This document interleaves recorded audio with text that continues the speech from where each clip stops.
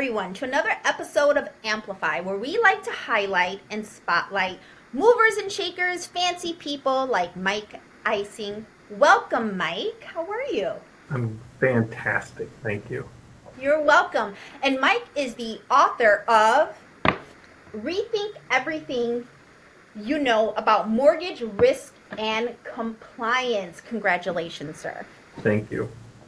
So, um, I love the cover.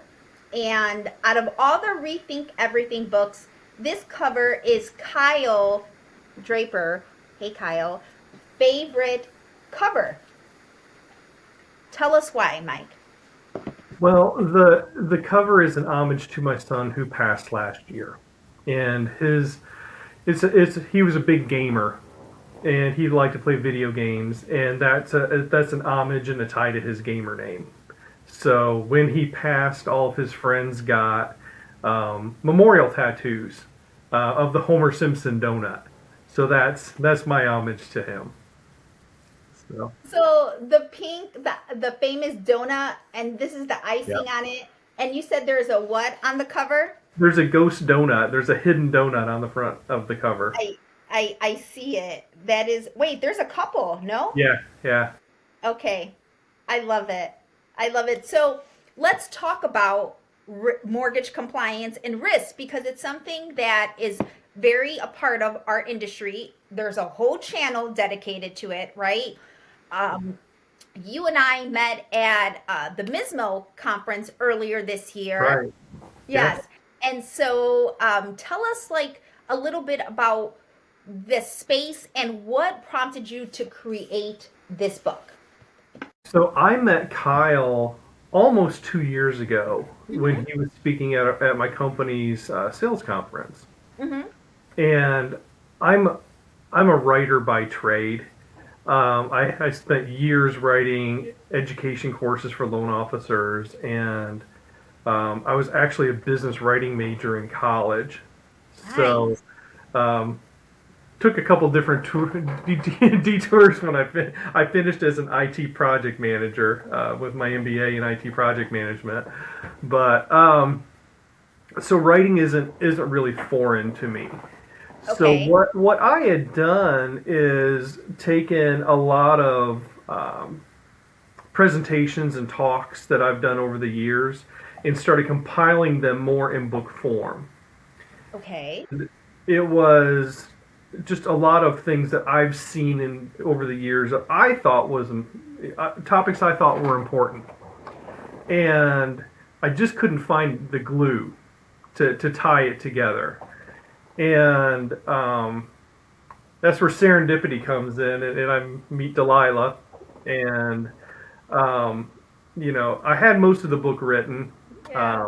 I just didn't have the thread tying it all together. So, I had the experience, I had the lessons, but I didn't have the thing that made it real, and what made it something worth reading, if that makes sense. Yeah. A reason, and you pushed me on that. You did, and you told me the piece that I was holding back on was actually the piece that mattered, and that was Zach's story. Um, before you and I talked, it was a compliance book, and after it was a book of consequences. It is really how it played out. Um, Yeah. so Zach was in a bad car accident a little over 2 years ago, and he was hit by a distracted driver, and he lived for 10 months. He was paralyzed from the neck down, and we went through every possible treatment that we possibly could, um, and his body just didn't make it. And as hard as that is on a family, um, the the thing that we really kind of brought out of it is, you know, every day matters, and Amen. and Yeah. small decisions matter too. And the lady who hit him was a distracted driver. I don't think she was doing anything malicious. She Okay. wasn't doing anything, intentional. She didn't wake up that morning thinking, Yeah. I'm going to make a really bad decision today that's going to affect many, many, many families. And one of the things that was kind of peculiar about this, as I didn't realize it in the beginning, but I realized it kind of later on, is that um, the lady who hit him was a military reservist, military police, and a volunteer firefighter.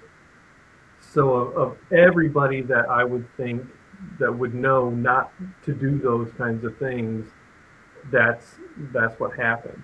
So um, it isn't always the people who are inexperienced that make the bad decisions. Sometimes it's the people who really are in a position and experienced. Wow. So I didn't know this, that part about Zach's story about the driver. You did tell me it was an accident. You say it wasn't drinking like we hear all the time, it was just distraction. And I didn't know that person. Well, now I know it's a woman. I know she's military. So that's that's a Yeah, lot. That's a lot. it is. It's a lot to unpack, and um, you know, in our industry, you kind of get to the point of you've been in the industry for a long time, and you think you know everything, and it's the little things that you skip over. I talk a lot about this won't matter a lot. This won't matter because we're going to do it for the customer, or this won't matter because we've gotten away with it before. And those kinds of decisions, they stack on each other, They do. and pretty soon you're in front of a really big decision that maybe you don't even really remember making, at least not in that form. And That's it. those Wow. decisions they make, they have consequences. They the little things you skip over. I just wrote that down. That could lead to something big, bigger. Yeah, Yeah. yeah. It's the little, we'll push this through, and Hmm. those kinds. I always say audit findings are just consequences you find later for decisions you made before. And we I deal with a lot of loans every month, an Yeah. awful lot of loans, and if you're making a small decision on a percentage of those, that's an awful lot to unwind later on. I agree, Mike. I agree. And thank you for sharing the backstory, tying it all together. I'm going to share a little bit about how even Mike and I are recording this book. Um, I earlier this year, Mismo was my first. It was my first Mismo conference. I saw people promoting it. I know Brian. I know Brian through Michael Hammond, Brian View, Mhm. and they're really good friends. And I've actually been to Detroit, have eaten tacos with Brian View, and I remember seeing this, and I just had this strong urge to want to go, especially because it was only 3 hours away from me in Amelia Island here in Florida. So I reached out to Michael, and I was like, "Hey, do you think I should go?" And he said, "Yeah, why not? It's just a few hours. Go ahead. It's Mismo. I've never experienced it. Go ahead and shoot your shot and call Brian." And I did. I reached out to him, and of course, he was so open. We recorded a great video, him and I, during that. And that first day of the conference, I sat next to you, and you'd only known me through social media, through LinkedIn. The And Taco Tuesday, yeah. thank you. And instantly we connected. And then you shared, and then I gave you just my thoughts, right? And I'm so grateful to God that I listened, because I went to that Mismo conference for you. I thought I was going there for me, and maybe to